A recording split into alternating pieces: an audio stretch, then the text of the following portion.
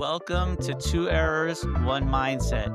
This is the place for younger adults and parents who are ready to build a better life, starting with their thoughts. I'm Solomon. I'm right here in the mess of it, trying to figure things out just like you. I'll share what's working now. And I'm Michael. My job is simple: to coach you through the biggest challenges using the mental tools that actually matter. Every week, we blend my real-world perspective with my dad's professional coaching wisdom, giving you the playbook for confidence and control. No hype, just clear steps. Let's roll. Welcome back to the show. Today, Solomon and I are going to talk about something that every single person deals with: the pressure to control everything. The belief that if we don't force, grind, nothing will happen. But what if the universe works differently than we think? What if life actually flows better when we stop gripping so tightly? This reminds me of a story, so I don't want to tell you this, and you may have heard, but I'm going to share it again anyway. There was a time where I decided I was going to sell mortgages. Did I ever tell you I this? don't know this story. Oh, you didn't know? Okay, right. So I decided I was going to sell mortgages. So I got a job and I was trained by these guys. They were great. Everything that I did to get a new client wasn't working. I was trying and I was meeting with realtors and I was talking to all these people and I was really forcing. It was very clear that I was forcing and trying to get them to see why they should be doing business with me. Force. And unfortunately, force doesn't work. And then it was after a period of time, I decided that's it, I'm done. This business isn't for me. And it wasn't a long period of time. It was a very short-lived career. However, this is the really funny thing that happened. After I made the decision that I was done, I get a phone call, and a realtor that I know had told this person to give me a call. So the person calls, and normally I start in with this whole thing and trying to explain what I just essentially said, look, here's what I can do. We can sit down. I can take an application. We can get you approved. And what do you think the person said? Yeah, it was the first yes that I got. The first yes that I got was after I stopped worrying so much about getting a client. So what does that tell you? When you let them happen, they usually go better than when you try and make them happen. Yeah. Has that been your experience in life? Yeah, 100%. Most of the time. Most of the time. Yeah. Can you think of a time where you tried to force something to happen? You wanted it so badly and you pushed and for whatever reason it wasn't working? I mean, yeah, I can think of a few examples, like even in school, sometimes when you study too hard, you stress yourself out and then you don't end up doing well because you're so consumed and so sucked into, whatever you're trying to do, you don't even let yourself live. And that's not good. It's not good at all. That's a great point. Again, because you're forcing, you're like, I got to study, I got to do well. And your mind, when you're thinking like that, is where? Like, It's not where you want it to be. In the wrong place. It's kind of all over the place too. It's all over the place. So when your mind's all over the place, how will you be able to absorb information that you're studying? You can't. Exactly. Yeah, it's not possible. So there is an art of letting go. Now, let me ask you this question. When you let go and kind of turn it over, does that mean you don't do anything? No, you have to do stuff, but you can also let things come to you. Exactly. You still have to take specific actions to get the thing that you want. But at the same time, you are doing it from a place of, I'm just trusting that I'm taking the actions I need and everything's going to work out the way it's supposed to. Completely agree with that. Completely agree. Yeah. And what results do you think would be better, coming from that place or coming from the worried, forced? The place where you let things happen. Yeah. Yeah. So there's something to this. But if we know this to be the truth, why do you think we resist it so much? Why do you think we always want and need to control everything? It's hard. You want to be in control. Like you feel that if you're in control of everything, that it's going to work perfectly. But that's not always the case. Yeah. But again, when you look back in your life at all these different things where you tried to force, generally speaking, they didn't work. Yeah. So you think at some point we would kind of learn from it. Yeah, some people do, and some people it takes a long time. Even me, right now, I still try and control things that I shouldn't control. It's part of life. Perfect. It's normal. Yes. And to be able to accept that and know that you're working at it just a little bit, even if you're not perfect, I think is a great thing. That's the point. We're not going to be perfect at this.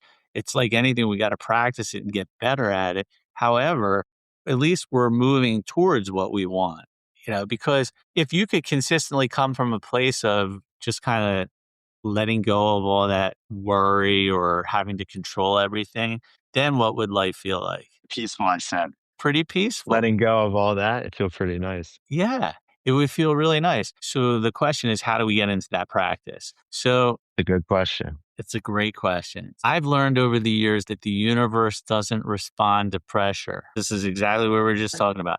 We have to be in alignment. So what Yeah. are some things do you think that we could do to get in alignment instead of feeling that pressure and resistance? Maybe like work at the pace that things come to you, if that makes any sense. Like, you're getting results, don't rush things. Slow down. Your results aren't flying at you, so don't fly at your results. That's what I was trying to say. That's a great point. So you're saying just take it easy Yeah. because when you're relaxed, what generally happens? Do you Better things are going to happen when you're relaxed. Like we talked about a few weeks ago. If you go to give a presentation and you're scared shitless, sorry for my language, but if you're scared shitless, it's not going to be a good presentation. But if you go and you're confident and you're relaxed, it's going to be great. and The we same goes with everything in life, I think. Pretty exactly. sure. And when we were talking about confidence, a great way to feel confident is to breathe, is to speak slowly, is to relax, come down. So if you're not feeling that way, should you then try to do all these things? Sometimes when you try and do all these things, it creates that. So then you're double. You're trying to control everything, and then you're all over the place, inside and outside, which sucks Why does it suck so much? because it feels like you're getting controlled by something else. Yeah, it feels like you have zero control. No one likes that. No. But if you give up the control and say, I trust that God or the universe or some higher being has my back, that Whatever doesn't you mean I, believe in. what's that? Whatever you believe in. Right, Yeah. whatever you believe in. But the point is, you're not saying, oh, I trust that God's going to bring abundance into my life and I'm going to go sit on the couch and watch Netflix for the next 20 days. That's not what we're talking about. Yeah, yeah, you're good. We're talking about being peaceful and relaxed Yes. and taking action Yes. from a place of being peaceful and relaxed. Yes. Would a baseball player who's up to bat, who's totally stressed out, do better than a guy who's way more relaxed, breathing, and peaceful at bat? Who's going to do better? No, the guy who's peaceful. I was actually gonna say, I listen to hockey players the most talk after their games, and you'll hear someone who maybe didn't have a good game say, "I was gripping the stick too tight." That's essentially saying, "I'm trying to do things that I shouldn't do. I'm trying to force things. I'm trying to go to the puck instead of letting the puck come to me," that type of stuff, and that applies to real life, like we're talking about, and yeah, I just think that's a very good for me, it's a very good comparison to So, me. so again, if that's the case, and the hockey player who doesn't grip the stick so tightly and is more relaxed, and the baseball player who's up to bat who's relaxed is going to do better. Yeah. Again, it's a good indicator for us that are we feeling calm? Are we feeling relaxed? And if we're not, then getting there first might be a better idea than try. Yeah, yeah, no doubt about that. And again, the quickest way to get to that place is Breathe, relax, calm down. breathe. I feel like we every week we come back to this that you gotta get in a place where you're feeling calm. No matter what the topic is, that is the broader topic of all this. Down, relax. 100% right. And a lot of people think that's a challenging thing to do. But again, I'll go back to two things always. If you just do one or two or both of these things, it always relaxes you. Number one is breathe. Breathe. If you just pause and take 10 deep breaths, by the time you're done the 10 deep breaths, it's a guarantee you're going to feel more relaxed than you were when you first started. That's Yeah. number two. What do you think it could be? Well, I don't know. You have a lot. You have a lot of different ways. Well, I probably do, but I don't know which one you're thinking of right now. I think that's the best thing that you said. You do know. It's gratitude. Of It's course. it's Of it's course. How could I not say that? yeah. So when you're feeling stressed out and you're wondering how am I going to do in this test or how am I going to do in this whatever, how can you use gratitude to your advantage at that The point? way I do it, I say, "At least I get to take this test. At least I get to do this. At least I get to do that." Yeah, at least I'm breathing. At least I can be able to see. I'm able to see. I'm sitting in a Yeah, house that has heat and yeah, it's actually warm in here. There's people that are homeless. There's people overseas that don't have homes. They live in a little shack literally on dirt. Their floor is yeah, dirt. They don't have clean water. Like this is all stuff that when you really take time to think about it, that actually will calm you down because gratitude is the key to peace. It's a yeah, so breathing and gratitude, both yeah, great ways to get yourself to let go and relax. right. And like you said, like the athletes, who's going to perform when they're feeling relaxed? Ones who are relaxed are Perfect. perform So much better. that is really, really, really important for us to do.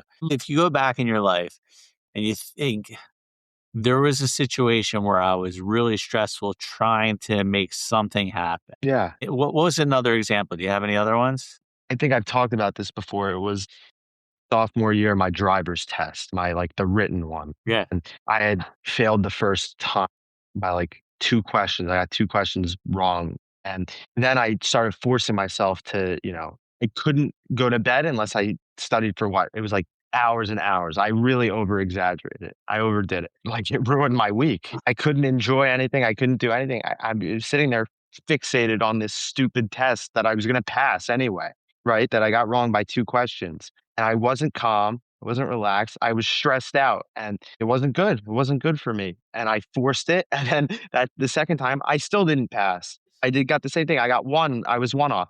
Then I said, "Look, stressing over it's not gonna change anything." I relaxed. Then the next time I did it, I got a 95 or 96, which It's means I got 2 questions wrong the whole time. yeah, So, yeah, so that's just one example of, that's calming a down and, it's a they come perfect to you. yeah, it is a perfect example. It's Yeah. exactly the case. Our goal is how do I get myself to calm down?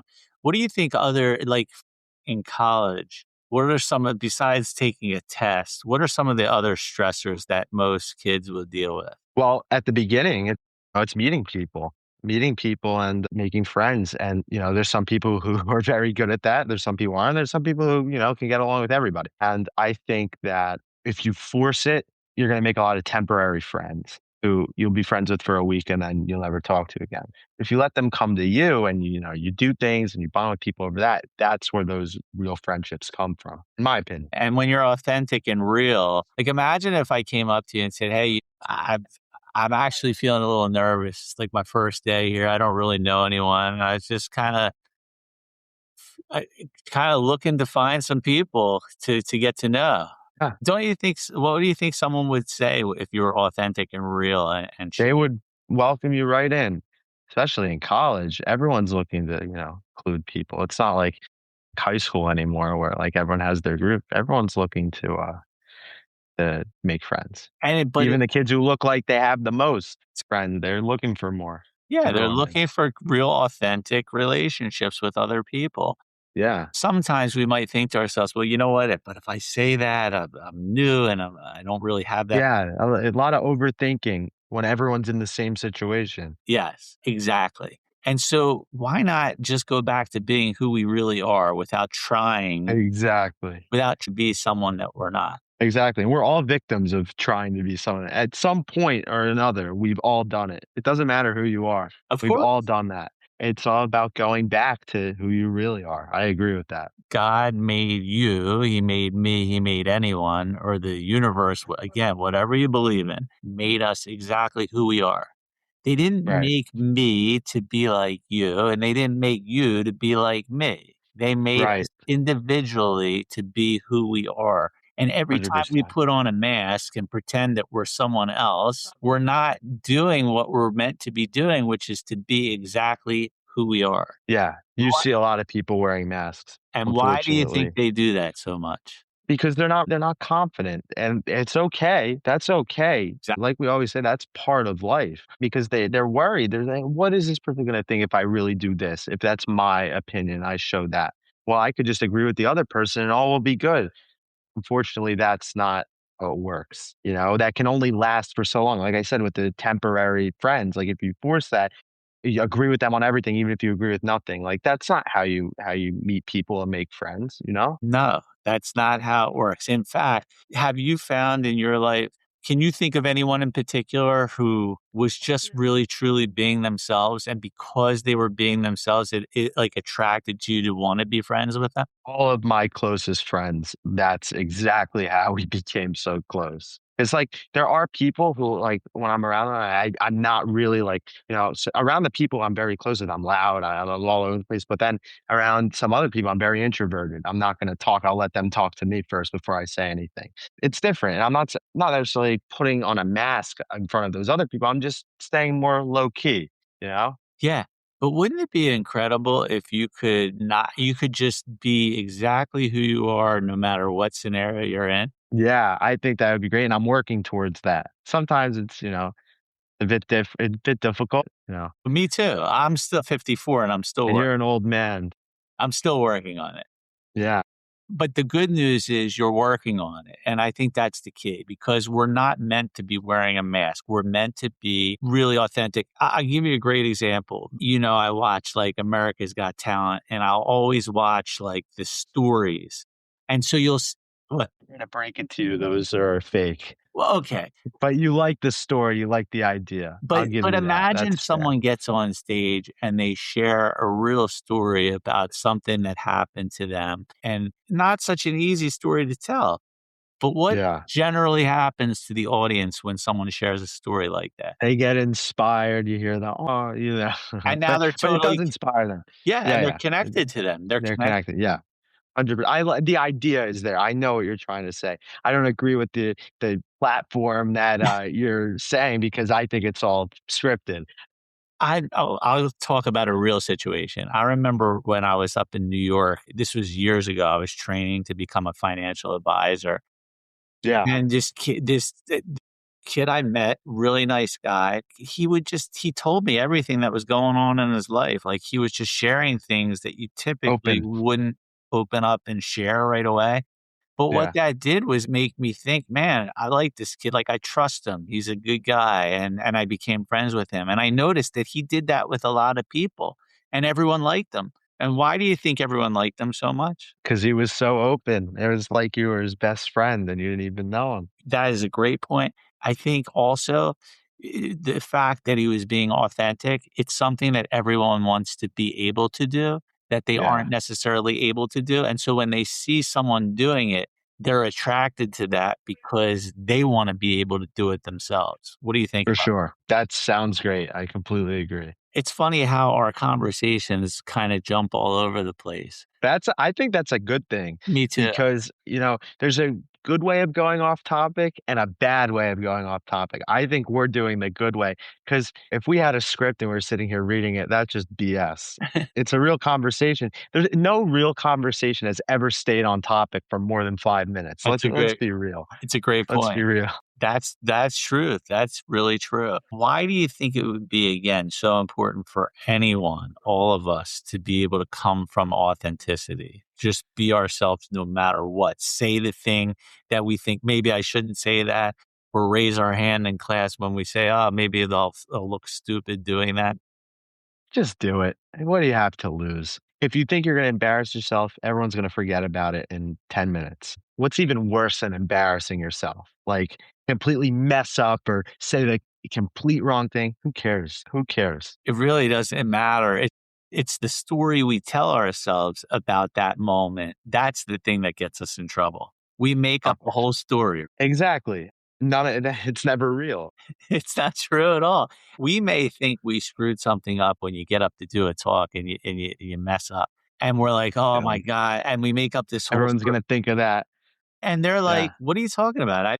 You look pretty good, confident when you're up there." That happened to me one time. Yeah, I was giving a presentation and I like swapped a few words. I'm like, "Oh my god, they're gonna give me so much crap for this." And I'm like, "Did you guys hear that?" And they're like, "Hear what? What are you talking about?" See, so I thought made this whole situation in my head and It's called storytelling. It's what we do. People yeah, make up these stories. So if we're gonna make up a story, why not make up a one that would actually be beneficial to us? Like, I screwed that up. I didn't do it exactly the way I wanted it to, but that was the perfect way. And no one even noticed it. But we don't do Exactly. that. No one ever notices. And it was from like the quote from the Bronx Tale. He says, "Nobody cares because they don't. They care about you. They care about how you are, but nobody cares if you mess up. Nobody cares. It's such a good Nobody point you're cares. Don't making. worry." And you take that and like you're going to a party at school and you're walking into the room and everyone's kind of looking at you. And 'Cause you're walking in the door, yeah. But you don't realize that they look at everybody. They're not just looking at you.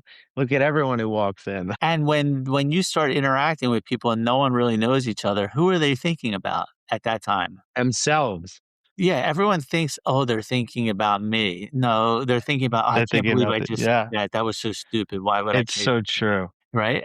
So tr The only person we think about is ourselves. And so if we Yeah. can give that up and start focusing on the other person, what do you think might happen? Well, I think we'll learn a lot more about other people a lot faster and get to know them, and instead of thinking about ourselves, actually get inside of their heads a little bit. Not in a bad way, but actually get to know them instead of thinking, "Oh, I did this wrong, I did that wrong." Think, "This guy's a great guy. This guy, he makes a lot of sense. I like this guy." Exactly. We're taking the camera lens off of us and we're putting it on someone else.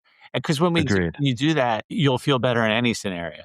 I agree with that. You just start talking to them about something. Mhm. So this is interesting where this all went today so far. Yeah, this went from from controlling everything to talking to people when they walk into a party. I don't know, Well, it's but it's interesting good. now that you say that. Actually, what my normal go-to would be is like, I've got to control this. Like, because I had some bullet points I wanted to focus on, Yeah, but but that's great. That's a great point. I let go of the control and then it took us. And it was great. That's good. That's the whole lesson right there from this whole thing. I mean, just everything we just talked about, that's the lesson. That's That it. part is the lesson. It's like whenever we think we have to do it this way, we have to know that there's probably a way better way. And Mhm. maybe if we stop trying to control everything and we just take some deep breaths and we connect and relax and quiet our mind, that the next perfect step will present itself and then we'll be exactly where we want to be. Agreed. I think that's a great way to Right? I mean, yeah. that's so perfect. So, is there anything else that you can think about that you I honestly think that was perfect, and the way you kinda wrapped it up there was great. So I think I'm good. perfect. All right. So then we'll just wrap it up. Just like I wanted to control this episode, let go, and then it brings you to exactly where you Something good comes from it, something really good. and take off the mask, be your authentic self. And Right. if you merge all those together, you have a peaceful, happy life. Yeah, And for and the don't force that, though. Don't ah, force all that stuff. that's a great point. Because what if someone's listening and they're like, I got to do all these things? Don't do that, let it happen. Don't force it. You can think about it. You can say, "Oh, I'd like to be more like this," and just try to get 1% better instead of 100% better. Perfect. All Yep. right. On that note, we will see you next. That brings us to the end of the conversation today. We truly hope you leave here with a few new tools for your mindset toolbox. If anything we talked about today, from challenging your beliefs to taking that 1% step, resonated with you, we'd love for you to share it. Our goal is to bridge the gap between generations. If you know a young adult who's struggling with self-doubt or a parent who could use a fresh perspective, please share this episode with them. You never know which simple questions or ideas might change someone's entire week or even their whole outlook. You can find our episodes wherever you listen to podcasts. Thank you again for being a part of our mindset community. We'll see you next time.